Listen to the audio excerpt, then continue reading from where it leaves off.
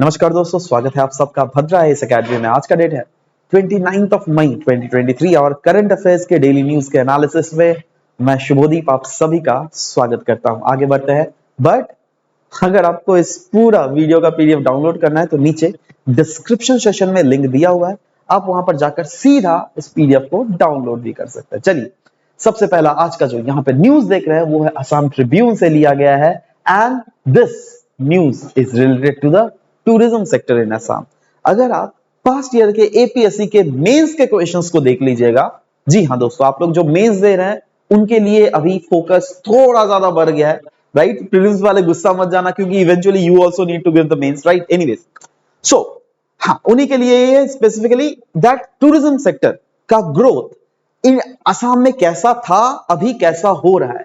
तो एक रिपोर्ट आया था जिसमें बताया गया है दैट टूरिज्म सेक्टर अगर देख लीजिएगा असम में 500%, जी हाँ दोस्तों, पास्ट फाइनेंशियल ईयर से अगर कंपैरिजन कीजिएगा इस फाइनेंशियल ईयर में 500% इंक्रीज हुआ है टूरिज्म सेक्टर में।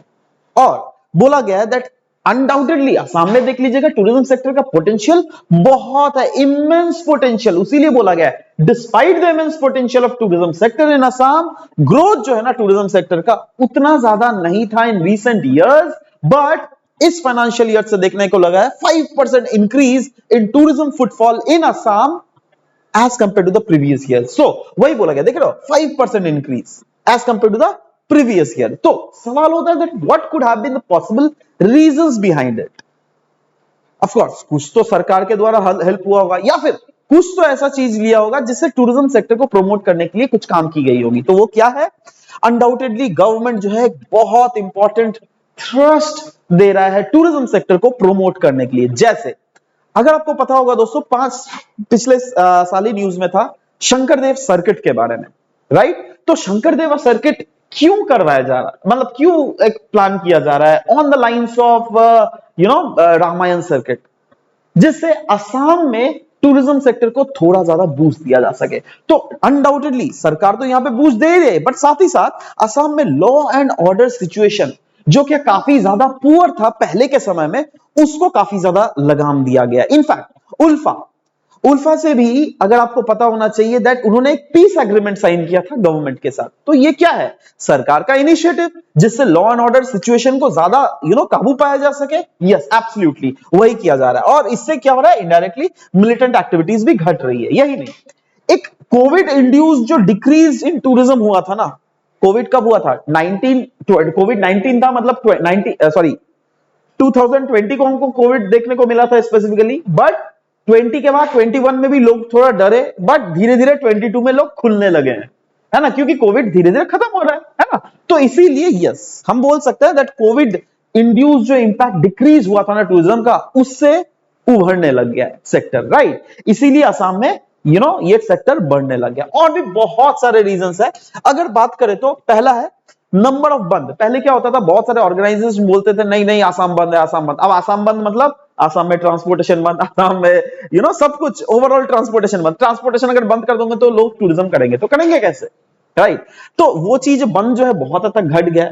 गवर्नमेंट प्रमोटिंग टूरिज्म, जी हाँ दोस्तों, गवर्नमेंट शोज कंडक्ट कर रही है, सेमिनार्स कंडक्ट कर रही है और बोल रही है that yes, visit Assam, awesome Assam. अगर आप देख लोगे ये टैगलाइन है ना, awesome Assam, visit Assam, right.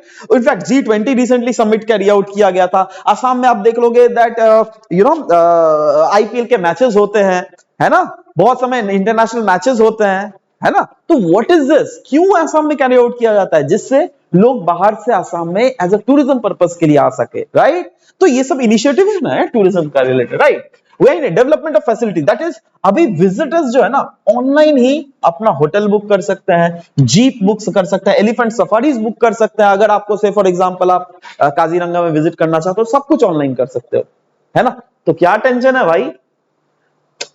आप सोचिए ना, ऑनलाइन चीज अनडाउटेडली ये सब इनडायरेक्ट चीजों को प्रमोट ही ना कर रहा है। और अंटिल जब तक सरकार का हेल्प नहीं होता तब तक ये पॉसिबल होता तो होता कैसे, राइट। ये भी है। काजीरंगा नेशनल पार्क को रिसेंटली आउटलुक ट्रैवल मैगजीन के द्वारा डिक्लेयर किया गया as the best wildlife destination in country. बताओ, जब ऐसा अगर सोचो पूरा इंडिया पढ़ रहा है वो मैगजीन, लिखा हुआ है Kaziranga is the best wildlife destination, तो लोग तो सोचेंगे चल भाई विजिट करते हैं काजीरंगा, राइट। तो ये सब भी कुछ कुछ फैक्टर्स हुआ। वैसे ही बहुत सारे प्राइवेट सेक्टर प्लेयर्स भी जो है ना इस हॉस्पिटैलिटी सेक्टर में आ रहे हैं। क्यों पता है? क्योंकि गवर्नमेंट ने टूरिज्म को एज अ इंडस्ट्री घोषित किया है, इंडस्ट्री, है ना।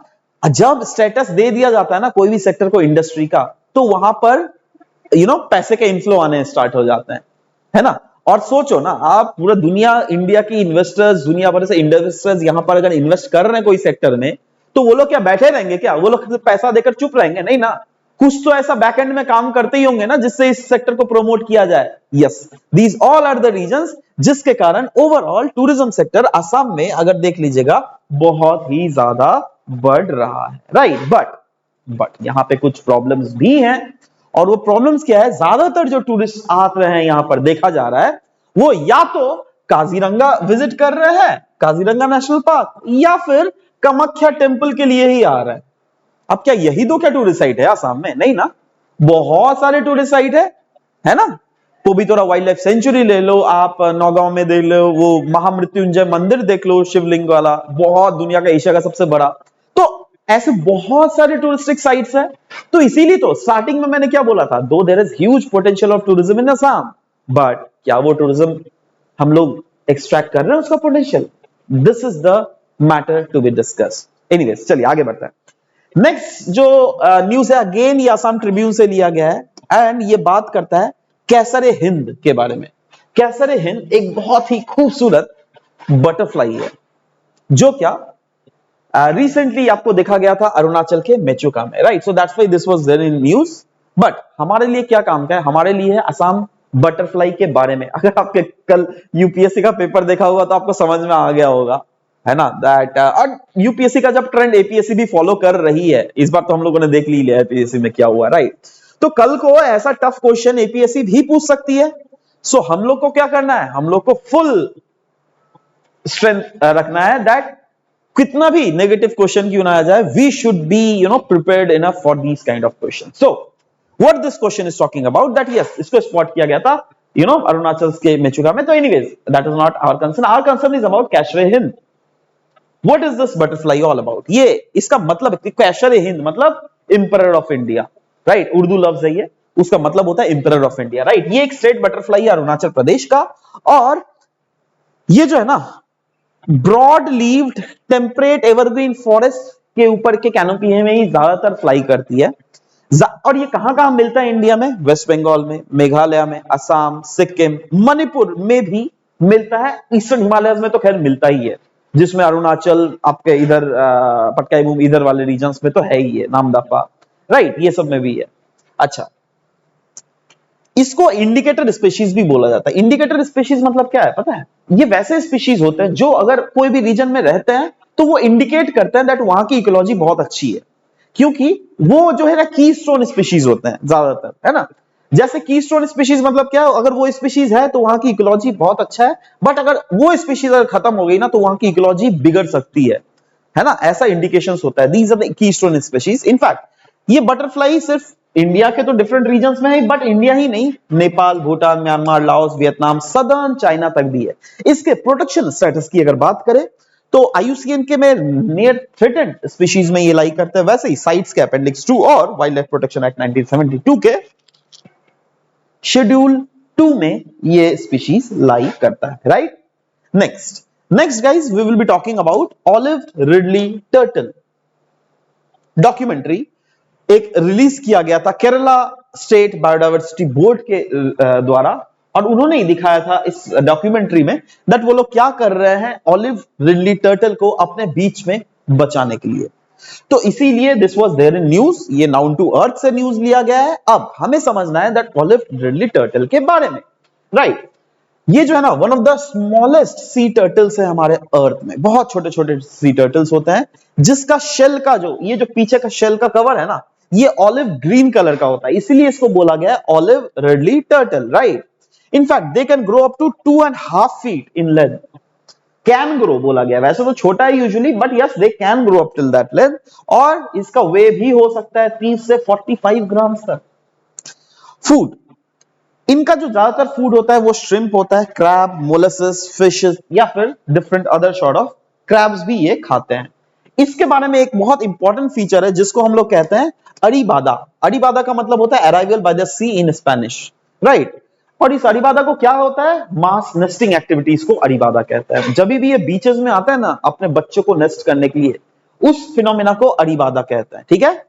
ये हैच अरीबादा जो होता है 45 टू 60 डेज में होता है एंड जेंडर भी इनका डिटरमाइन किया जाता है by temperature at which they hatch. अगर सोचो अराउंड 29 बिलो 29 डिग्री टेम्परेचर तक अगर अपने अंडे को उसने हैच किया ना तो मेल टर्टल निकलेगा। अगर इससे ज्यादा टेम्परेचर में उसने उसको हैच किया ना तो फीमेल टर्टल्स निकलती हैं, ठीक है। तो ये कुछ कुछ फीचर्स है। कंजर्वेशन स्टेटस को हम लोगों ने डिस्कस कर ही दिया। अच्छा, ये बहुत इंपॉर्टेंट है, इनिशिएटिव्स जो क्या लिए जा रहे हैं ऑलिव रिडली टर्टल को हमारे देश में बचाने के लिए। तो एक ऑपरेशन है, ऑपरेशन ओलिविया। हर साल ये लिया जाता है, इंडियन कोस्ट गार्ड के द्वारा ये ऑपरेशन किया जाता है, ऑपरेशन ओलिविया, है ना। और इनिशिएट किया किस लिए इसको 1980s में ही इनिशिएट किया गया था। मेन एम यही था दैट हमारे देश में जो ऑलिव रिडली टर्टल्स है उसको मास नेस्टिंग किया करने देना चाहिए, हमको रोकना नहीं चाहिए, राइट। इसीलिए कभी बहुत समय उड़ीसा के कोस्ट में गड़ी माता वाइल्ड लाइफ सेंचुरी के आजू बाजू जो कोस्ट है ना वहां पे फिशरमैन को रोक दिया जाता है दैट आप फिशिंग मत करो 1-2 महीने के लिए, है ना।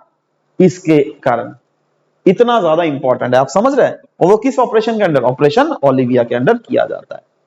इसके नेस्टिंग साइट्स की अगर बारे में बात करेंगे, उड़ीसा का Rushikulya rookery coast, Bhitarkanika national park Gahirmatha बीच में, और माउथ ऑफ देवी रिवर इसके आजू बाजू वाले रीजन में ये सब होता है। इसके कुछ कुछ थ्रेड्स भी हैं ये ऑलिव रिलेटेड टर्टल का। क्या क्या थ्रेड्स है, बहुत फ्रीक्वेंट फ्लडिंग है, साइक्लोन एक बहुत बड़ा थ्रेट है। Sex ratio is getting skewed, क्यों, ग्लोबल वार्मिंग के लिए। ग्लोबल वार्मिंग के लिए वो हैचिंग में कोई कुछ प्रॉब्लम्स आता है। इसको हंट भी किया जाता है, पता है किसके लिए, इसके शेल के लिए, इसके मीट के लिए। और एंथ्रोपोजेनिक फैक्टर्स भी है जैसे फिश ट्रॉलर्स, मतलब फिशिंग ट्रॉलर्स उसके नेट में भी फंस जाते हैं बहुत समय ये। तो ये सब कुछ कुछ रीजन है यहाँ पर। Next news guys, we will be taking it with from Indian Express. हम लोग बात करेंगे वर्ल्ड टाइफून के बारे में ना। टाइफून आप लोगों के मैक्सिमम दिमाग में तो चल रहा होगा, अरे भाई टाइफून, साइक्लोन, विली विली, है ना, ये सब क्या है, ये साइक्लोन के ही टाइप्स है। तो शायद क्या ये कोई ज्योग्राफिकल फिनोमिना है साइक्लोन? नो नो, कोई ज्योग्राफिकल फिनोमिना नहीं है। वर्ल्ड टाइफून क्या है ये, यह एक हैकिंग ग्रुप है। माना जाता है ये चाइना से ओरिजिनेटेड ऐसा हैकिंग ग्रुप है जो इंटेलिजेंस गैदर और डिजिटली सैबोटाज करती है वेरियस ऑर्गेनाइजेशंस को। स्पेसिफिकली कौन कौन ऑर्गेनाइजेशंस होते हैं, वो मिलिट्री और गवर्नमेंट रिलेटेड ऑर्गेनाइजेशंस होते हैं। इसीलिए ये न्यूज में था दैट रिसेंटली माइक्रोसॉफ्ट कॉर्पोरेशन ने एक वार्न किया था दैट ये जो वर्ल्ड टाइफून है ये परस्यू कर रही है द डेवलपमेंट ऑफ कैपेबिलिटीज जिससे ये डिसरप्ट कर सके critical communications in and around the world and which is operating from China, ठीक है। और ऐसे ही बहुत सारे हैकिंग ग्रुप्स है जो क्या यूज किए जाता है बाय बहुत सारे सिक्योरिटी एजेंसीज वर्ल्ड वाइड। जैसे यूएसए का है, नाम है इक्वेशन ग्रुप। रशिया का नाम है फैंसी बियर, वैसे ही रशिया में APT29 का नाम से भी है, रशिया में सैंडवर्म के नाम से भी है, चाइना में एक और भी है कमेंट ग्रुप के नाम से, ईरान में टुल्ला के नाम से, नॉर्थ कोरिया में लजारस ग्रुप के नाम से, राइट। तो ये सब कहीं ना कहीं दुनिया में हैकिंग ग्रुप्स है जो क्या यूज किए जाते हैं भाई various security agencies. Next news हम लोग बात करेंगे मालाबार पाइड हॉर्नबिल के related, right. Malabar pied hornbill 2 decade long community based conservation initiative लिया गया है Vazhachal forest division in western Ghats, और उन्होंने सक्सेसफुली रिस्टोर किया है dwindling population of hornbill in that region. So इसीलिए we are going to read, we are reading about hornbills in general, right. So ये कौन सी कम्युनिटीज इसमें इन्वॉल्व थी, कदा ट्राइबल कम्युनिटी इसके सेव करने में इन्वॉल्व थी, और एजेंसीज जो कि इसमें इन्वॉल्व थे वो थे वेस्टर्न घाट हॉर्नबिल फाउंडेशन और केरला फॉरेस्ट डिपार्टमेंट्स। तो सवाल होता है ये लोग कौन सा मेथड का इस्तेमाल किए थे जिससे इस हॉर्नबिल को बचाया जा रहा है। तो देखो पहला जो मेथड है वो मॉनिटरिंग हॉर्नबिल नेस्टिंग ट्रीज को मॉनिटर किया जाता है, एड्रेस किया जाता है पोचिंग इश्यूज को, रेज किया जा रहा है अवेयरनेस अबाउट द हॉर्नबिल्स, और प्रोटेक्ट किया जा रहा है उनके हैबिटेट को, राइट। इसका इंपैक्ट अगर देखिएगा, इंपैक्ट कैसा है, इंपैक्ट की अगर दोस्तों हम लोग यहां पे बात करें तो the efforts have resulted in reestablishment of abandoned nest, मतलब इनके जो एफर्ट्स लगाए जा रहे थे वेरियस ऑर्गेनाइजेशंस के द्वारा, वहां के लोकल कम्युनिटीज के द्वारा, इससे जो अबंडोन्ड नेस्ट थी ना उसको रीएस्टैब्लिश किया जा रहा है और साथ ही साथ फॉर्म किया जा रहा है नया nesting hollows. In fact Malabar pied hornbill population जो है ये मतलब around 100 individual within 12 nesting sites में हमको ये बढ़ते हुए दिखे as compared to the previous numbers, right. Now hornbills के बारे में अगर इन जनरल हम लोग बात करें तो हॉर्नबिल्स होती क्या है? हॉर्नबिल्स ये ऐसे बर्ड्स हैं जो कि ज्यादातर tropical and subtropical region में हमको मिलते हैं। कहां? Asia as well as Africa में। यही नहीं, इंडिया में अगर देख लीजिएगा 9 ऐसे स्पीशीज है, ध्यान दीजिएगा, इंडिया में 9 ऐसे स्पीशीज है हॉर्नबिल के, with north eastern region being home to highest diversity of these birds. मतलब वैसे तो पूरा इंडिया की मैं बात कर रहा हूं, बट इंडिया में भी अगर आप नॉर्थ ईस्ट देख लीजिए तो वहां पे जो हॉर्नबिल की डाइवर्सिटी है ना वो रिस्पेक्टिवली बहुत ही ज्यादा है, राइट। तो सवाल होता है ये कौन कौन है? देखो इसके बारे में और भी थोड़ा डिस्कस कर लेते हैं। दैट इज, जैसे अगर आप देख लीजिएगा नीशी ट्राइब अरुणाचल प्रदेश में, वो मतलब कल्चरली ये जो ट्राइब्स है वो इसको पूजा करती है। वैसे ही नागा पीपल जो है ना वो भी एक हॉर्नबिल फेस्टिवल बनाते होता है, आपको पता है दैट, राइट। वो भी तो इसी बर्ड के नाम पर ही तो रखा हुआ है ना, राइट। तो सवाल होता है हॉर्नबिल के ऐसे कौन कौन स्पीशीज है जो कि इंडिया में मिलते हैं और कहां कहां मिलते हैं? ध्यान से देखिएगा। एक है ग्रेट हॉर्नबिल। ग्रेट हॉर्नबिल मिलता है वेस्टर्न घाट, नॉर्थ ईस्ट रीजन और हिमालय रीजन्स में। ऑफ कोर्स आईयूसीएन का रेड लिस्ट अगर देख लेंगे वो क्या स्टेटस है? Vulnerable, right. वैसे ही दूसरा है रूफस नेक्ड हॉर्नबिल। ये कहां मिलता है? नॉर्थ ईस्ट इंडिया में, और आईयूसीएन स्टेटस इसका क्या है? वल्नरेबल। वैसे ही अलग अगर स्पीशीज की बात करें तो ये है वेदर्ड हॉर्नबिल। कहां पे मिलता है? नॉर्थ ईस्ट इंडिया में। स्टेटस क्या है इसका? Vulnerable. Next is Narcondam hornbill. कहां पे मिलता है? नार्कोडैम अंडमान में, और इसका स्टेटस क्या है? ये भी वल्नरेबल। वही अगर बात करें हम लोग या नार्कोडैम, ये तो मैं डिस्कस कर ही दिया। Okay, next is Malabar pied hornbill. कहां पे मिलता है? एवरग्रीन और moist deciduous forest in India and western Ghat में, और इसका स्टेटस क्या है? Near threatened. वैसे ही अगर बात करें oriental pied hornbill, subtropical and tropical moist lowland forest of north east India में हमको देखने को मिलता है, लीस्ट कंसर्न है। Austen brown hornbill forest of north east India, near threatened. वैसे ही मालाबार ग्रे हॉर्नबिल वेस्टर्न घाट और वल्नरेबल है ये। वैसे ही अगर इंडियन ग्रे हॉर्नबिल देखोगे फुटहिल्स ऑफ सदर्न हिमालयाज, और ये अगर देखोगे लीस्ट कंसर्न है। ठीक है, आशा करता हूं चीजों समझ में आया होगा। तो यही है आज का डिस्कशन। बट अगर जल्दी से अगर मैं आपको रिवाइज करूं दैट आज क्या क्या हम लोगों ने आज की क्लास में डिस्कशन किया, तो सबसे वाला जो पहला था वो है टूरिज्म सेक्टर इन असम, क्योंकि हम लोगों ने देखा दैट 500% लास्ट फाइनेंशियल ईयर से हम लोग को इंक्रीज करते हुए दिखा है टूरिज्म सेक्टर। उसके वेरियस इनिशिएटिव्स हम लोगों ने डिस्कस किए, जैसे गवर्नमेंट अनडाउटेडली फोकस कर रही है इस सेक्टर को। आपको शंकरदेवा सर्किट के बारे में हम लोगों ने डिस्कस किया। हम लोगों ने बात किया लॉ एंड ऑर्डर सिचुएशंस बहुत ज्यादा इंप्रूव हो रही है, जिससे मिलिटेंट ग्रुप्स की जो एक्टिविटीज है वो बहुत हद तक घट रही है। हम लोगों ने डिस्कस किया कोविड के बाद ऑफ कोर्स ये जंप बहुत तगड़ा देखने को मिला। हमने बात किया दैट पहले जो बहुत ऑर्गेनाइजेशंस बंद करती थी वो बहुत कम बंद करने लग गया, गवर्नमेंट प्रमोट कर रही है इसको, राइट। लोग ऑनलाइन ही होटल वोटल सब कुछ बुक कर पा रहे हैं। आउटलुक और ट्रैवलर मैगजीन में भी काजीरंगा के बारे में सबसे प्रोमिनेंट बताया गया है। प्राइवेट सेक्टर प्लेयर्स भी इस पे आ रहे हैं, क्यों? क्योंकि गवर्नमेंट ने इस सेक्टर को आपको इंडस्ट्री का स्टेटस दे दिया है, तो ऑफ कोर्स इस सेक्टर में इन्वेस्टमेंट तो आएगा ही, राइट। बट कुछ कुछ प्रॉब्लम भी है, जैसे काजीरंगा और कामाख्या टेंपल में ही ज्यादा टूरिज्म है, बाकी डिफरेंट अदर रीजन के टूरिज्म को प्रमोट करने की हमें बहुत ज्यादा जरूरत है। हम लोगों ने कैसर हिंद जो कि अरुणाचल का स्टेट बटरफ्लाई है उसके बारे में भी बात की, उसके वेरियस फीचर्स के बारे में बात की है। हम लोगों ने ऑर्डली रेडली टर्टल के बारे में बात की, या क्या होता है। हम लोगों ने बात किया अरीवादा क्या होता है। हमने बात किया दैट इनके जेंडर्स को कैसे डिटरमाइन किया जाता है, इसका कंजर्वेशन स्टेटस हम लोगों ने बात किया। आईयूसीएन रेड लिस्ट में वल्नरेबल है, वाइल्ड लाइफ प्रोटेक्शन एक्ट में शेड्यूल 1 साइट्स अपेंडिक्स 1 में है। ऑपरेशन ओलिविये का हम लोगों ने बात किया, जो कि इंडियन कोस्टल गार्ड्स के द्वारा चलाया जा रहा है, जिससे ऑलिव रेडली टर्टल को बचाया जा सके। इनके नेस्टिंग साइट्स, इनके थ्रेट्स के बारे में हमने डिस्कस किया। हमने बात किया वॉल्ट टाइफून क्या, ये कोई टाइफून या कोई साइक्लोन, कोई हरिकेन नहीं है। ये इनफैक्ट एक हैकिंग ग्रुप है जो कि माना जा रहा है ये चाइना से ऑपरेट कर रहा है, राइट। और वैसे ही हम लोगों ने डिफरेंट दुनिया में डिफरेंट हैकिंग ग्रुप्स का जो क्या वेरियस स्टेट एजेंसीज यूज कर रही है उनके बारे में भी हम लोगों ने डिस्कस किया। हम लोगों ने मालाबार पाइड गोल्ड मिल के बारे में डिस्कस किया, जहां पर हम लोगों ने बोला दैट इनके नंबर्स अगर देख लीजिएगा काफी ज्यादा बढ़ा है, राइट। और क्या क्या मेथड्स इस्तेमाल किया गया इनके नंबर्स को बढ़ाने के लिए, वो भी हम लोगों ने डिस्कस किया। हमने बात किया हॉर्नबिल के बारे में, हॉर्नबिल एक्चुअली में होता क्या है, नागा से ये कैसे रिलेटेड है। अरुणाचल के कुछ कुछ ट्राइब जैसे मीशी ट्राइब्स ऑफ असम, वो लोग भी हॉर्नबिल को एज अ कल्चरल सिग्निफिकेंस के तहत मानते हैं। और हम लोगों ने वेरियस हॉर्नबिल्स और उसके हैबिटाट्स और उसके आईयूसीएन रेड डेटा लिस्ट में क्या वो वल्नरेबल है कि नहीं, थ्रेटेंड है या फिर क्या है, वो सब कुछ हम लोगों ने आज के सेशंस में डिस्कस किया। So this was all about the discussion for today's class guys. I hope that ये क्लास आपके लिए बेनिफिशियल हो रहा है। अगर हो रहा है तो you can share these videos with your other friends so that your friends could take the benefit of whatever we are teaching, because we at Bhadra IAS is giving too much effort so that आपकी quality preparations और भी ज्यादा और भी ज्यादा और भी ज्यादा बेटर होता रहे। Anyways, this was all about the discussion for today's session. मिलते हैं नेक्स्ट सेशन में आप सबके साथ। Till then, bye bye, take care and thank you for listening to the whole video.